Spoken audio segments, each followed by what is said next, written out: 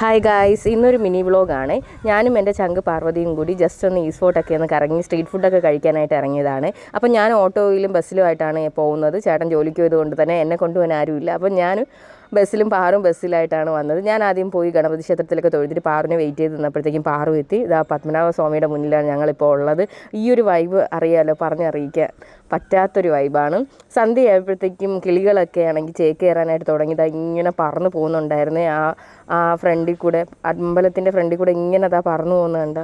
അതൊക്കെ ഒരു ഫീലാണ്, പറഞ്ഞറിയിക്കാൻ പറ്റാത്തൊരു അനുഭവമാണ്. പ്രത്യേകിച്ച് നമ്മൾ ട്രിവാൻഡ്രംകാർക്ക് പത്മനാഭ സ്വാമി എന്ന് പറഞ്ഞാൽ ഒരു വികാരമാണല്ലേ.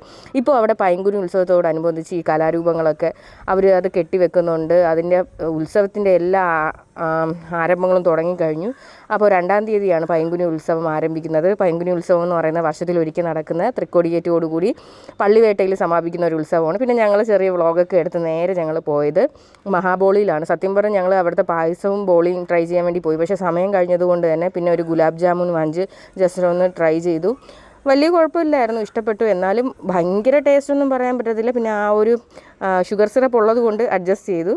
പിന്നെ അതൊക്കെ കഴിഞ്ഞിട്ട് ഞങ്ങൾ ജസ്റ്റ് ഒന്ന് അവിടെ സ്ട്രീറ്റിലൂടെയൊക്കെ നടന്നു. പിന്നെ ഞങ്ങൾ അട്രാക്റ്റ് ചെയ്തതെന്ന് പറഞ്ഞാൽ ആ രാമചന്ദ്രൻ്റെ അടുത്തിരിക്കുന്ന ഈ ഒരു കമ്മലിൻ്റെ കടയാണ് കേട്ടോ. ഭയങ്കര രസമാണ്. ഏതെടുത്താലും 100 രൂപ എന്നാണ് പറയുന്നത്. സംഭവം കൊള്ളാം. എന്തായിരുന്നാലും ഒരുപാട് കമ്മൽ. നമ്മൾ പെൺകുട്ടികൾക്ക് ഇതൊക്കെ കണ്ടു കഴിഞ്ഞാൽ ഈ ഒരു വൈബ് വേറെയാണല്ലേ. ഹസ്ബൻഡിൻ്റെ കൂടെ വന്നു കഴിഞ്ഞാൽ അവർ നമ്മളെ ഓടിക്കും. കാരണം അമ്മാതിരി കളക്ഷൻസാണ് ഇവിടെ. ഏത് കണ്ടാലും നമുക്ക് എടുക്കണമെന്ന് തോന്നും.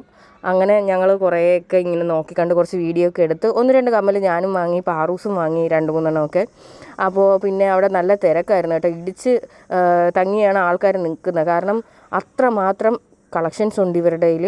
നോർത്ത് ഇന്ത്യൻസ് നടത്തുന്ന കടയാണ് കേട്ടോ. അപ്പോൾ ഈ കണ്ടോ, ഈ ഒരു കമ്മലിൻ്റെയൊക്കെ ഭംഗിയുണ്ടോ, ഭയങ്കര രസമല്ലേ. അപ്പോൾ അങ്ങനെ കുറച്ച് നേരം ഞങ്ങൾ അവിടെ നിന്ന് സ്പെൻഡ് ചെയ്തതിന് ശേഷം സത്യം പറഞ്ഞാൽ ഞങ്ങൾ പൊടി ഇഡ്ഡലി കഴിക്കാനായിട്ട്